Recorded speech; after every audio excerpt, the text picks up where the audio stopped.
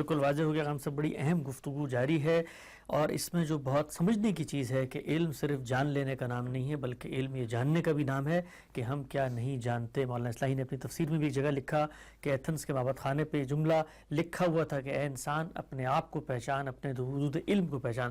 اچھا ہم سب آگے بڑھاتے ہیں. یہ بھی تو کہا جا سکتا ہے ان لوگوں کی جانب سے جو اللہ تعالیٰ پر اعتراض کرتے ہیں کہ آپ نے یہ جو نقطہ قائم کیا کہ کوئی اخلاقی اعتراض نہیں ہوتا اس لیے کہ کروڑوں اربوں لوگ روزانہ جانوروں کو ذبح کر رہے ہیں، کھا رہے ہیں، پی رہے ہیں، تو کوئی اخلاقی اعتراض اس پہ ہوتا نہیں اس لیے کہ خود ان کی فطرت کے جو اندر مظاہر تھے اس کا ظہور ہو چکا ہے یہاں پر. تو وہ لوگ یہ بھی کہہ سکتے ہیں کہ بھئی یہ تو آپ کے مذہبی لوگوں نے جس وقت ان کو مار کے کھانا شروع کیا اس کے نتیجے میں دنیا نے یہ کام شروع کر دیا. آپ لوگ ہیں جو اللہ کو راضی کرنے کے لیے بھی قربانی کرتے ہیں، جانوروں کا خون بہاتے ہیں، ان کو عزیتناک طریقے سے ذبح کر دیتے ہیں. تو یہ مذہبی روایت نے کام شروع کیا تو باقی لوگوں نے بھی قبول کر لیا. یہ تو خود ان کے اپنے بیان کے خلاف ہے. وہ تو دنیا کی یہ داستان نہیں سناتے.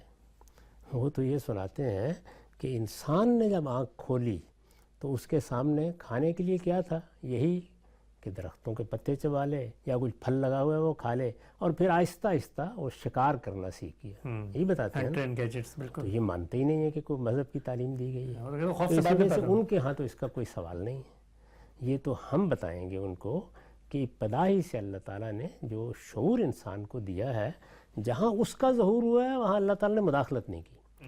یہ دیکھیے کہ جو چیز انسان جانوروں سے سیکھ سکتا ہے، جو ماحول سے سیکھ سکتا ہے، اس کے لیے کوئی الہام نہیں کیا گیا.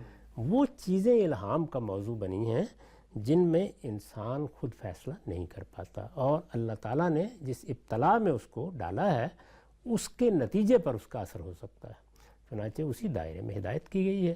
اس طرح کے معاملات میں جو قصہ وہ سناتے ہیں کہ انسان نے کیسے چیزوں کو ایجاد کیا، وہ خود اگر انسان کے اوپر آپ غور کریں اس کی تاریخ پہ تو بالکل درست ہے.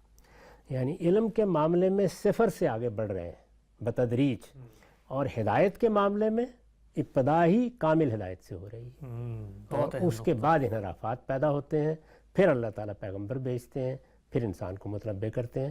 تو یہ دونوں کا معاملہ ہی الگ الگ ہے. وہاں کیا ہوتا ہے؟ وہاں اصل سے بات شروع ہوتی ہے اور انحراف پیدا ہوتا ہے، زوال آتا ہے، خرابی آتی ہے، انحراف آتا ہے. اور یہاں کیا ہوتا ہے؟ صفر سے بات شروع ہوتی ہے اور آہستہ آہستہ ارتقاء کے نتیجے میں علم کے راستے کھلتے چلے جاتے ہیں اور انسان اپنے لیے بڑی سہولتیں پیدا کرتا ہے. دونوں کی تاریخ ہی بالکل الگ ہے.